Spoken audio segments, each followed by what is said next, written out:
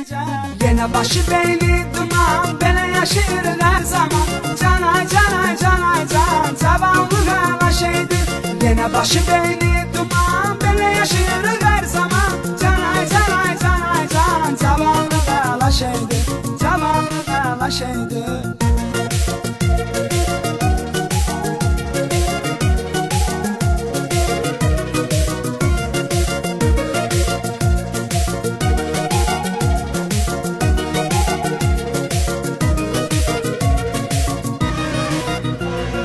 Yay gələndə sevmirik, gözəlləşir təbiət.